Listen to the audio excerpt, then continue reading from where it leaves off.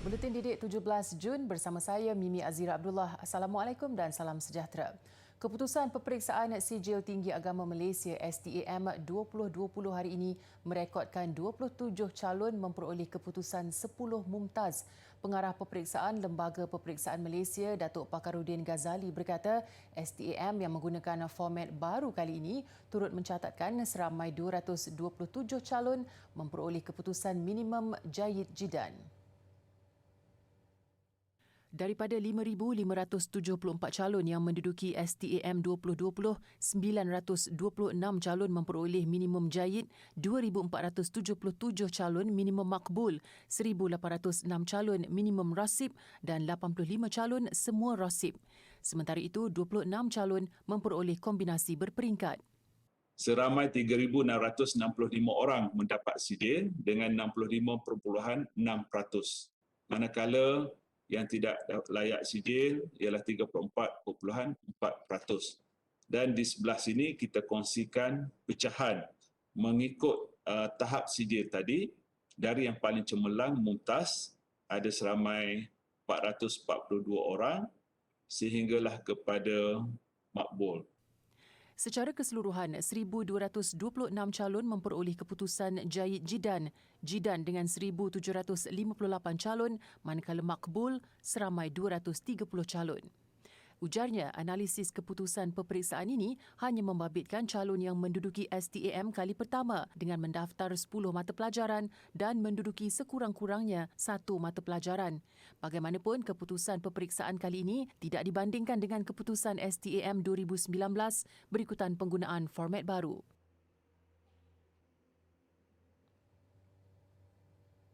Menghadapi peperiksaan STAM 2020 dalam format baru sememangnya satu cabaran buat calon-calon. Ditambah pula dengan suasana pembelajaran ketika pandemik COVID-19 menjadikan impian mereka untuk cemerlang dalam peperiksaan itu hampir mustahil.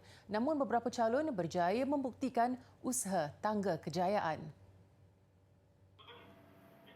Debaran calon STAM 2020 Muhammad Al-Kawthar Afandi berakhir apabila diumumkan Mumtaz Sofi. Pelajar Ma'had Ahmadi Gemencih Negeri Sembilan ini memperoleh kecemerlangan dalam kesemua 10 subjek yang diduduki. Selain meraihkan di samping keluarga tercinta, kegembiraan itu turut dikongsikan bersama rakan-rakannya dalam majlis pengumuman keputusan STAM 2020 yang dianjurkan sekolah secara dalam talian. Saya sebenarnya tak menjangkakan keputusan ini akan diberikan kepada saya, tapi Alhamdulillah, syukur banyak kepada Allah, dan saya juga berterima kasih kepada semua guru dan semua ibu bapa, guru-guru dan juga rakan-rakan yang sentiasa bersama dalam mengharungi serta mendapat kejayaan ini. Pencapaian 10 mumtaz dalam STAM kali ini turut memihak kepada Sayyidatul Mastura Suhaimi. Pernah hilang fokus dan hampir putus asa dalam persediaannya untuk peperiksaan. Kejayaan yang dicapainya ini adalah sesuatu yang amat mengejutkan. Pada PKP pertama tu, saya mempunyai tekanan melampau sangat sehingga kan saya berhasrat untuk berhenti stam. Tetapi Alhamdulillah, berkat dorongan para asatidzah saya yang percayakan saya, abang saya yang berada di Mesir dan kawan-kawan saya yang banyak memberi sokongan kepada saya ucapkan terima kasih banyak-banyak kepada mereka. Perasaan bersyukur tidak terhingga turut dipanjatkan Azril Hanif Yassin. Tidak terungkap dengan kata-kata saat Azril melihat keputusan yang membanggakan kedua ibu bapanya saat ayahnya diuji positif COVID-19.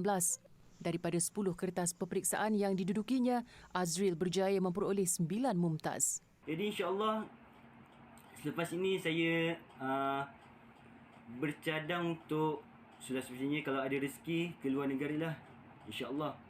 Tapi kalau tiada rezeki ke luar negara, saya target untuk masuk ke UIA, Universiti Islam Antarabangsa. Dalam kos, insya-Allah saya macam minat dengan bidang bahasa Arab, lughah. Sebab cita-cita saya nak menjadi seorang pensyarah, seorang lecturer yang pakar dalam bidang bahasa Arab. Sebab yalah, saya Tiada yang lebih menggembirakan seorang pelajar Sekolah Menengah Agama Atas Sultan Zainal Abidin setelah mendapat keputusan 9 mumtaz 1 jayid jidan. Izzah Izzati Muhammad Nur Izzuddin, 19 tahun, antara pelajar cemerlang STAM Terengganu menarik nafas lega selepas penat lelah belajar dalam tempoh pandemik membuahkan hasil. Anak kepada Muhammad Nur Izzuddin, 47 tahun, seorang pengusaha restoran dan Zaitun Samai, 49 tahun, seorang suri rumah, gagal menahan sebak sebaik memperoleh keputusan. Kejayaannya juga adalah hasil daripada pengorbanan ibu bapanya yang sentiasa memberi sokongan dan sanggup bersenggang mata menemaninya ketika mengulang kaji pelajaran hingga larut malam. Tidak pernah tinggal solat sunat dan solat hajat, itu juga antara resepi kejayaannya. Rahsia sebenarnya memang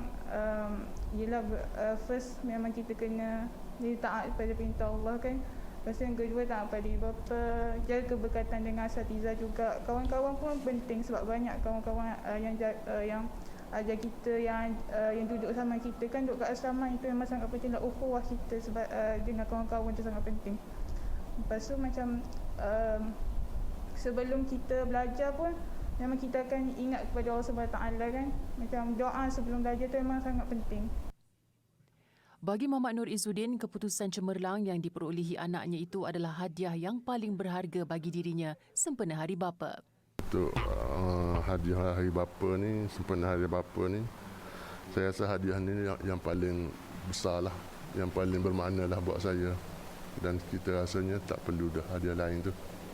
Izzah ketika ditemui di rumahnya di Kampung Jati, Kuala Nerus, memberitahu bercita-cita untuk menjadi seorang pendidik dan berhasrat untuk menyambung pelajaran di Universiti Al-Azhar di Mesir. Di Tawau, Sabah, pelajar Sekolah Menengah Islamiah Nur Amirah Fatini Abdul Ghani memperoleh keputusan mumtaz iaitu cemerlang bagi 7 subjek, 1 subjek jayid jidan dan 2 lagi keputusan jayid. Pelajar yang bercita-cita menjadi seorang pendidik itu menjadikan ruang mendekatkan diri dengan Allah, memudahkan untuknya belajar, terutama berkaitan hafalan dan dapat mengulang kaji pelajaran tanpa sebarang gangguan. Selain daripada itu, Nur Amirah turut mengamalkan ulang kaji pada waktu tengah malam kerana pada waktu itu sangat kondusif untuk belajar tanpa sebarang gangguan. Alhamdulillah, syukur kepada Allah Subhanahu Wa Taala. Saya dapat memperoleh mumtaz. Sejujurnya, saya tidak sangka akan dapat keputusan ini sebab ialah dengan kondisi pandemik dan saya pun percaya rakan-rakan yang lain turut sama mengalami apa yang saya alami, susah dengan pelajaran online di rumah. Dengan keputusan itu, Nur Amirah merancang untuk melanjutkan pengajian ke Universiti Islam Antarabangsa UIA.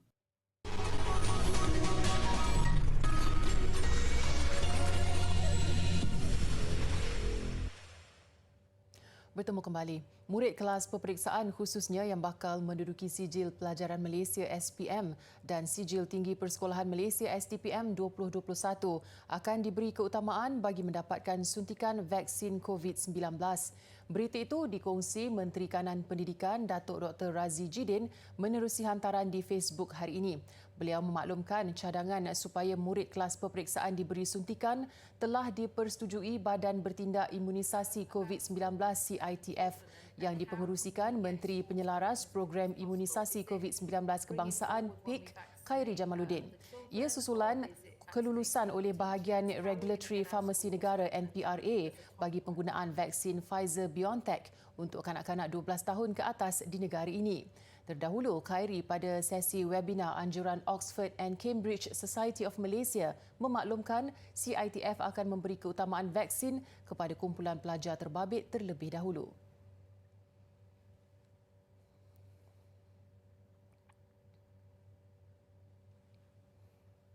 Sementara itu, kerajaan akan membekalkan vaksin CanSino kepada Kelantan dan kawasan-kawasan pedalaman termasuk penempatan orang asli.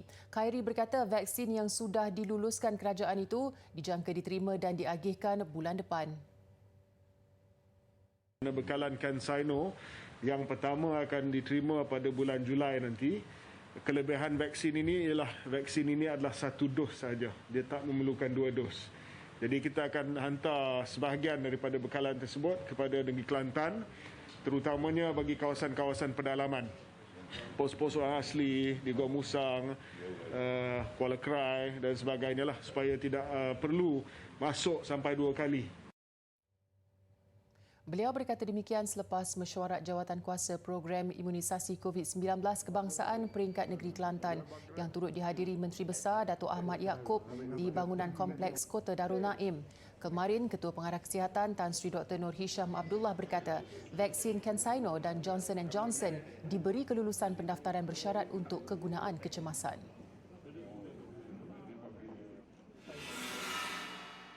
Sementara itu, Khairi menjangkakan kesemua populasi dewasa penduduk di Kelantan selesai disuntik vaksin COVID-19 pada Oktober depan sekaligus mencapai imuniti kelompok. Keyakinan itu susulan pembekalan 550,000 dos vaksin bulan depan dan pembukaan PPV di 5 jajahan serta penambahan PPV klinik dan hospital swasta di negeri itu.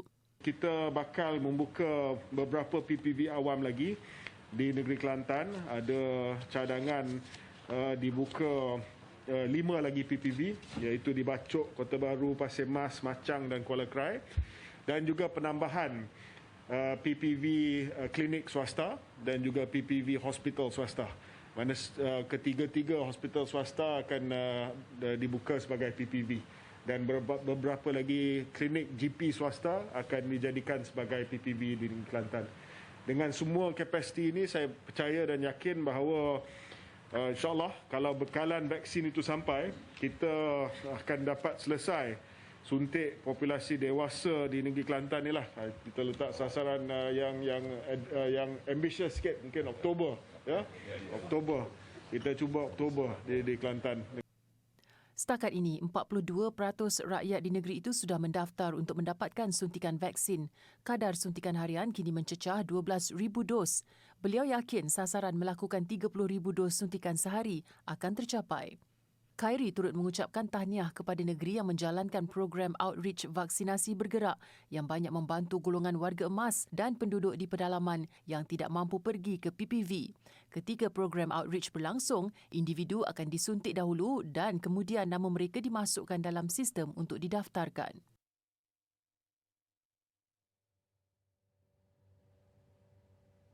Dalam perkembangan berkaitan pemberian vaksin di negara ini merekodkan angka melebihi 200,000 orang sehari untuk hari kedua berturut-turut sehingga semalam. Berdasarkan maklumat disiarkan Jawatankuasa Khas Jaminan Akses Bekalan Vaksin JKJAV, 204,838 dos suntikan diberikan semalam. 196,775 dos adalah bagi suntikan pertama dan 8,064 bagi suntikan kedua. Kemarin pula, jumlah pemberian suntikan adalah 215,876 orang. Sehingga semalam, lebih 1.476 juta individu sudah melengkapkan 2 dos suntikan vaksin. 3.642 juta individu pula menerima dos pertama sekaligus menjadikan jumlah keseluruhan pemberian dos pertama dan kedua di negara ini lebih 5.1 juta. Negeri yang menerima kedua-dua dos tertinggi ialah Selangor, diikuti Sarawak dan Johor.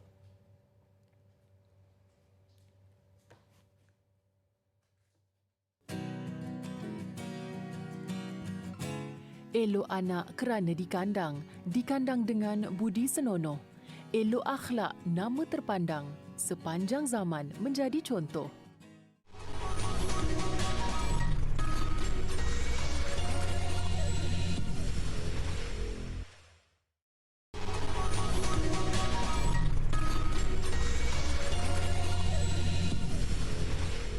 Masih bersama Buletin Didik. Terkesan dengan kegawatan ekonomi, tidak sedikit pun mematahkan semangat seorang jurutera minyak dan gas menceburi bidang pertanian demi kelangsungan hidup.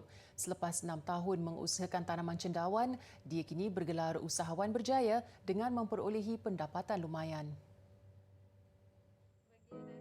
Rosita Muhammad Hatta, 40 tahun, generasi kedua Felda Tenang di Labis, Johor, menceburi kerjaya sebagai jurutera pemprosesan petroleum kerana minat yang mendalam dalam bidang itu. Namun kejatuhan harga minyak dunia pada 2015 menyaksikannya hilang pekerjaan. Berbekal semangat dan kecekalan, Rosita akhirnya memilih bidang pertanian mengusahakan cendawan tiram. Menyedari potensinya, dia bersama 4 rakannya merantau ke Thailand dan Filipina bagi mendalami ilmu menjaga cendawan.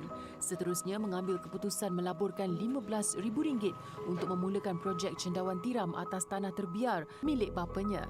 Bagi menjimatkan kos, Rosita melakukan sendiri kerja mendirikan bangsal dengan dibantu ayah serta adik-adiknya. Bila berlakunya COVID dan PKP, kebanyakan orang dia lost their job dan dia memang rasa dia nak masuk dalam pertanian.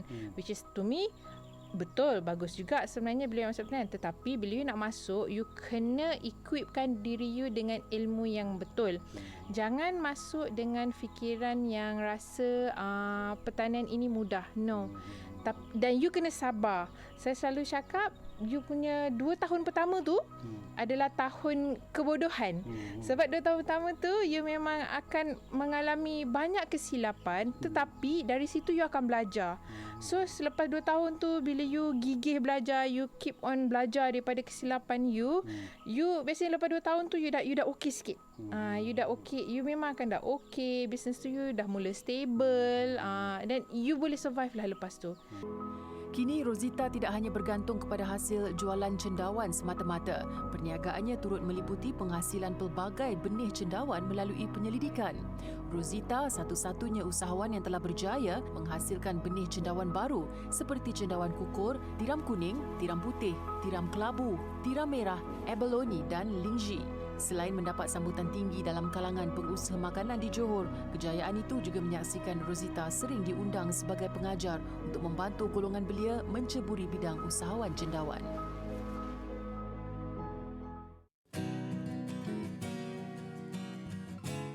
Mengorek lubang ulat.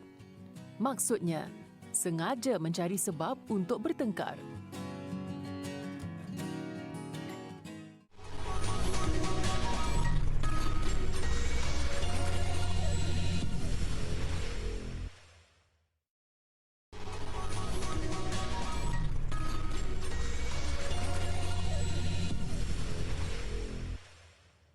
Bersua kembali, bangkai kapal karam berusia sekitar 2 abad yang dipenuhi seramik dan artifak lain ditemui di perairan Singapura. Ahli arkeologi berpendapat penemuan yang jarang berlaku itu dapat membantu memberi gambaran sebenar mengenai warisan maritim Republik itu. Negara pulau itu sudah lama menjadi hub perdagangan utama dalam laluan pelayaran global menghubungkan Lautan Hindi dan Laut Cina Selatan. Menurut Lembaga Warisan dan Badan Pemikir yang bekerjasama dalam projek itu, bangkai kapal berkenaan ditemui di Pedra Branca, sebuah kawasan berbatu di sebelah timur Singapura. Ia adalah bangkai kapal pertama yang ditemui penyelam secara tidak sengaja selepas menemui piring seramik pada 2015. Bangkai kapal ini juga didapati membawa seramik yang mungkin dari kurun ke-14 ketika Singapura dikenali sebagai Temasek. Setengah barang yang dijumpai sama dengan artifak ditemui di tapak penggalian arkeologi sekaligus menunjukkan Singapura pernah menjadi hub perdagangan sebelum kedatangan penjajah British pada 1819. 3 angkasawan pertama China berlepas ke stesen angkasa Tiangong dalam misi paling lama untuk negara itu setakat ini. Ia sekaligus menandakan langkah penting Beijing menjadi kuasa utama dalam penerokaan angkasa lepas.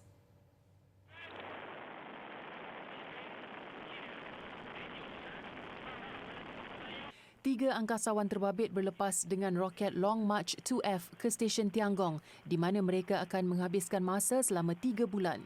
Pelancaran kapal angkasa Shenzhou 12 dilakukan pada jam 9.22 pagi waktu tempatan dari pusat pelancaran Sichuan, barat laut China. Ia dijangka mendarat di stesen utama Tiangong kira-kira 6 jam selepas pelepasan. Majlis pelancaran gilang gemilang disiarkan secara langsung menerusi stesen televisyen tempatan. China merancang jadi kuasa utama dalam penerokaan angkasa lepas menjelang 2030. Mei lalu, China jadi negara kedua yang meletakkan rover peneroka di Marikh 2 tahun selepas mendaratkan kapal angkasa pertama di bulan. Ia adalah misi pertama di China dalam tempoh hampir 5 tahun. Tinggi, kurus dan berwarna-warni. Itu penampilan kediaman yang juga digelar rumah tiup yang popular di Hanoi, Vietnam. Meskipun Vietnam memiliki banyak villa dan rumah taman yang dibina ketika zaman jajahan Perancis, jumlah itu tidak terlalu tinggi di Hanoi. Justru rumah tiup jadi pilihan 9 juta penduduk yang bergelut memiliki ruang sendiri di bandar itu. Dengan lebar tidak sampai 4 meter, rumah sebegini bagaimanapun memiliki kedalaman 3 kali ganda. Kebiasaannya rumah tiup didiami 4 sekeluarga, namun ada juga yang menempatkan sehingga 3 generasi. Arkitek turut menggelar kediaman ini sebagai rumah cantum kerana gabungan kombinasi tradisional dan moden. Difahamkan rumah tiup pertama dikenali sebagai Naong dalam bahasa tempatan, dikenal pasti pada penghujung kurun ke-19. Kini meskipun sudah banyak bangunan kondominium didirikan di Hanoi, rumah tiup masih jadi pilihan kebanyakan masyarakat tempatan. Ini disebabkan harganya yang lebih murah untuk dibina atau dibeli selain memiliki ruang sendiri dan privasi. Penghuni juga memiliki ruang parkir kenderaan sendiri dan boleh membela haiwan peliharaan, tidak seperti di kondominium. Baiklah, paparan penduduk menikmati cuaca sejuk di Cordoba, Argentina mengakhiri buletin didik. Ini adalah kali pertama wilayah itu dilanda salji dalam tempoh 14 tahun. Saya Mimi Azira Abdullah, salam hormat dan kita jumpa lagi.